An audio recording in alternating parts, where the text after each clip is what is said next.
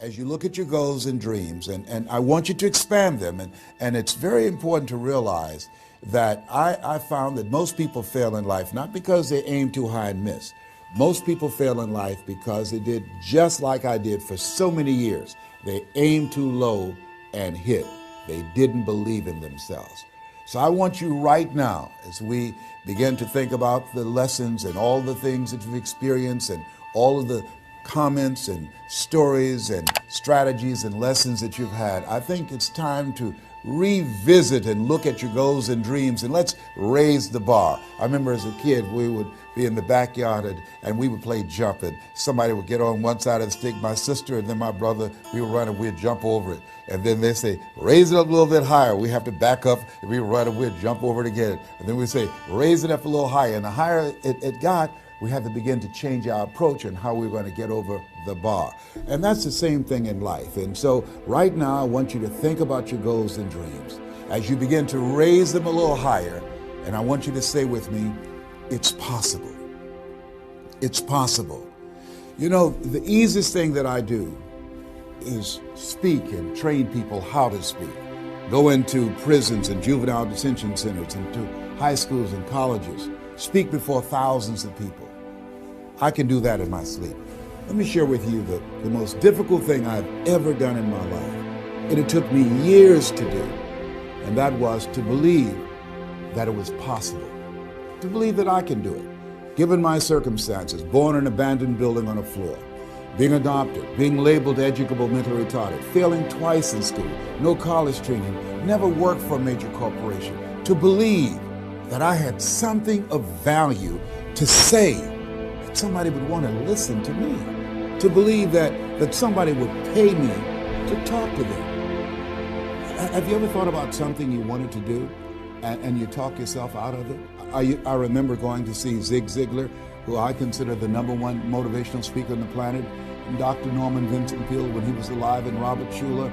I used to see them and I would be so pumped up and inspired after hearing Jim Rohn, who recently passed, one of the great motivational speakers of all time, and Charlie Tremendous Jones. And I would go to my car pumped up, saying, yes, yes, yes, I can. And then after a while, my mental conditioning would kick in. And I would say, Les Brown, you can't do that. You don't have a college education. Les Brown, you can't do that. You don't even know who your parents are. Les Brown, you can't do that. You failed twice in school. Come on. Ever thought about something you wanted to do and you talk yourself out of it?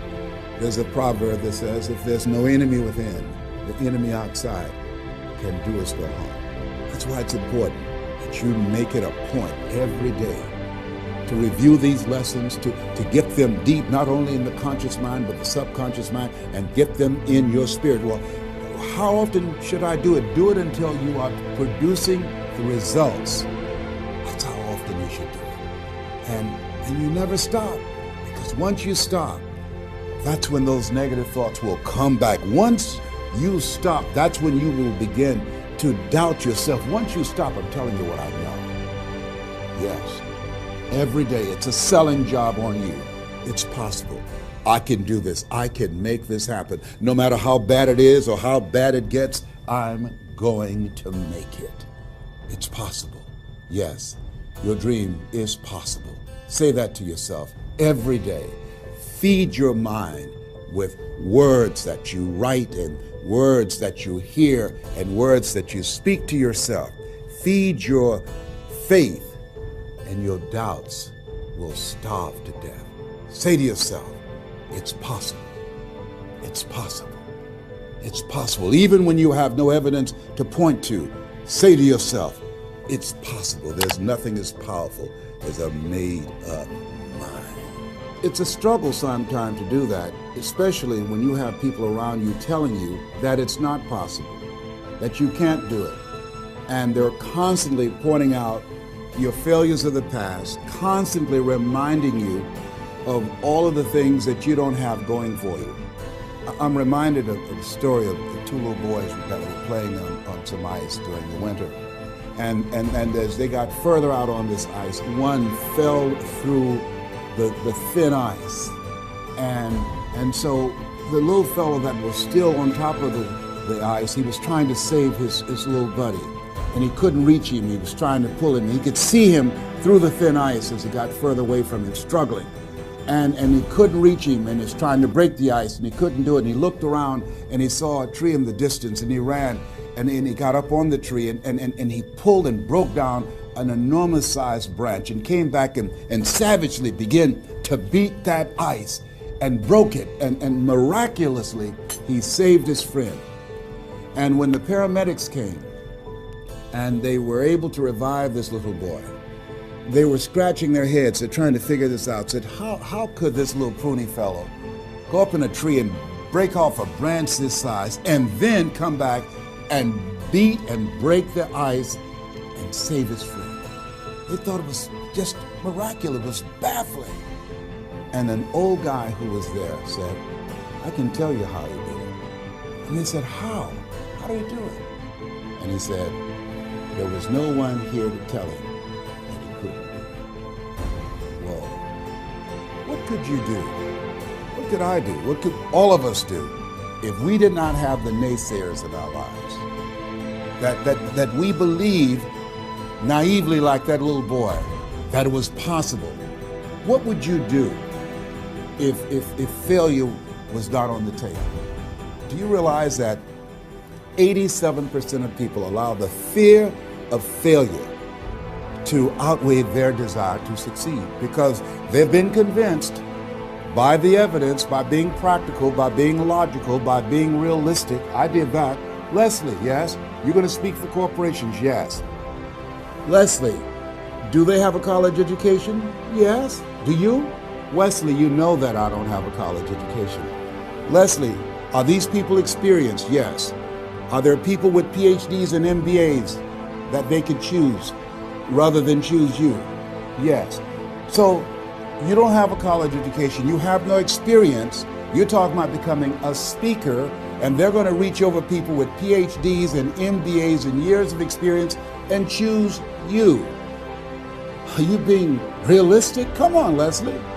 Come on, Leslie. You can't do this. My brother, he's a wonderful person. And he constantly reminded me that I couldn't do what I'm doing now. But that really wasn't the bad part. The real bad part was I convinced myself that I couldn't do it. Not only because of those things that he pointed out, being practical and realistic, but also that within myself, I didn't believe what Mike Williams, my mentor, said was possible for me. Have you ever had somebody who believed and saw something for you that you didn't see for yourself?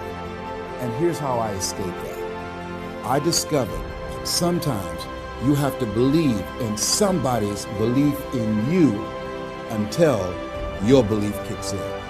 So here's what I am believing for you. The goals that you right now have, the things that you have envisioned for yourself, this is a reflection, what you've done thus far and what you are engaged in doing. It's what's possible for you right now. But there's even more. You don't even know what's in the future. Eye has not seen, ear has not heard.